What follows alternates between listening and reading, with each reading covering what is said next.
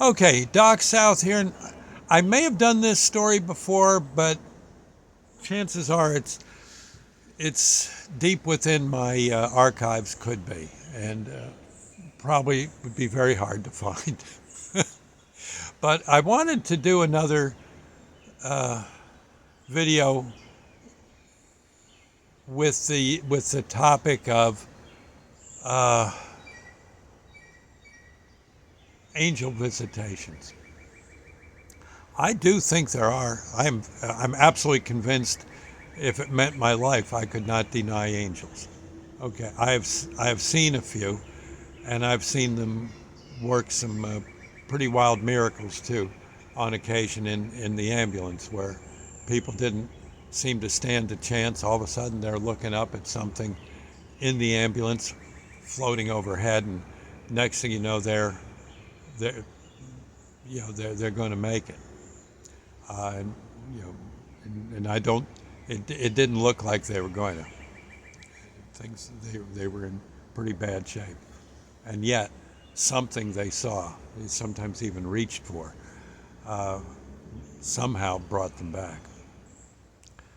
Uh, but I have seen myself some fantastic things in my day, and you probably have too if you think about it. I know once um, I, and I may have done, I know I've done this video. My daughter, Sunny, was in a bad wreck. She was, it was one where she definitely could have been killed. As it turned out, she survived nicely. Um, wasn't hurt that bad, but that wreck, I know when I went to see the wreck a day or two later, having been a rescue person, that that that particular vehicle had fatality written all over it, and somehow Sonny survived.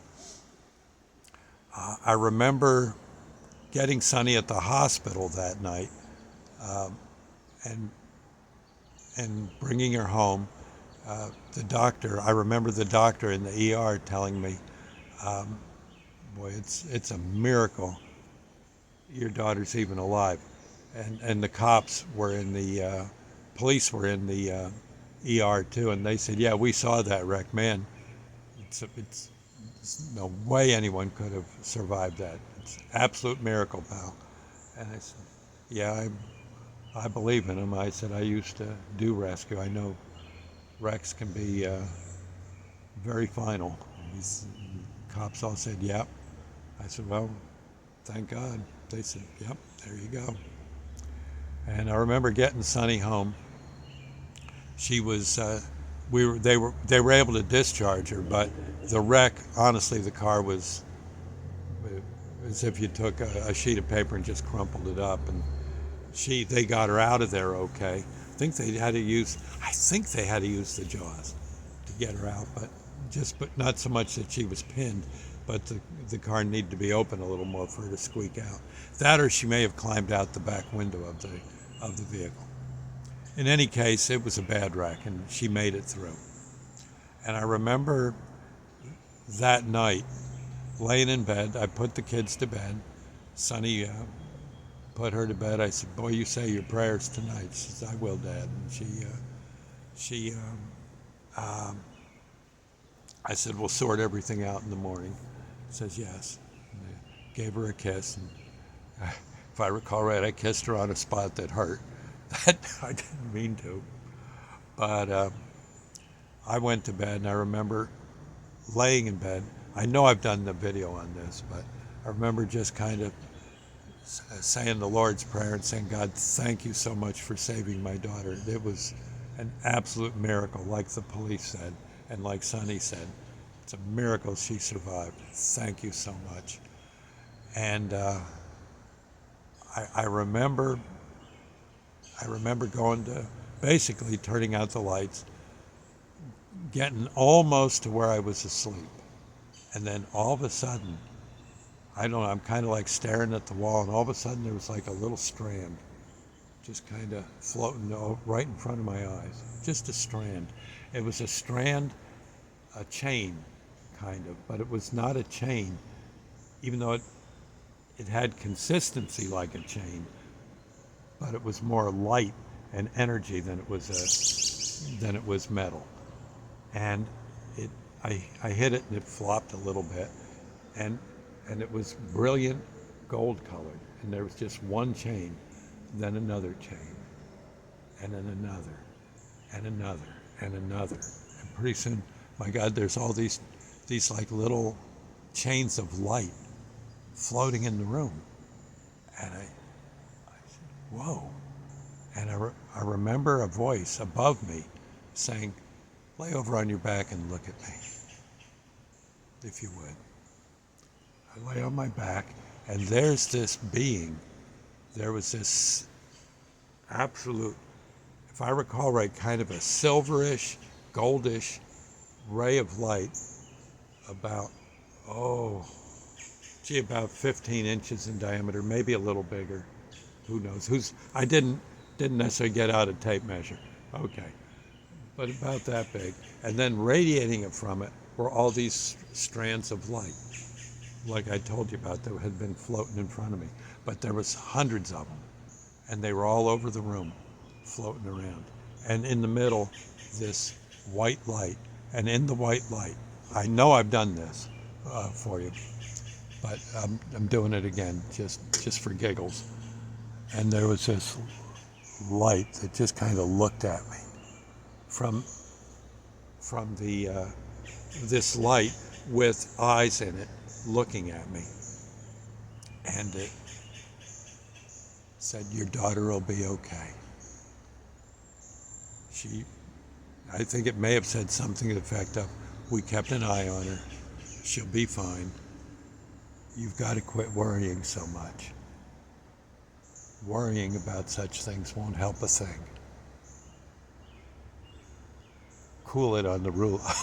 It must have been a hippie, angel. Hey, cool it on the worrying, pal, and go to sleep. It's time for you to sleep. You've been through a lot. So is she, but she'll be fine, and so will you. Now go to sleep. And it's, again, just these eyes. And then, next thing you know, it's morning. And Sonny's feeling pretty good, except for a few aches and pains. She was fine. So there are such things. That had to be an angel. There's no other thing it could have been. Kind of roundish, kind of just kind of almost like as if an egg a fried egg was floating above you, only it was all light. And I got a feeling that if that angel wanted the earth destroyed, the earth was toast. Very, very strong being, yet also very, very kindly and very, just very much on your side. At the same time, not taking any baloney. Yeah, interesting. And that morning, Sonny, she had a few aches and pains. She needed some Tylenol and stuff, but other than that, she made it through, and so did I. But again, I tell this story often enough just so that you know that there are such beings out there. I have seen one with my own eyes. I could not deny that angel if it meant my life. It's that angel meant business, and I got a feeling they go out there on these missions quite a bit and do what they can to calm people's fears about this existence we're in.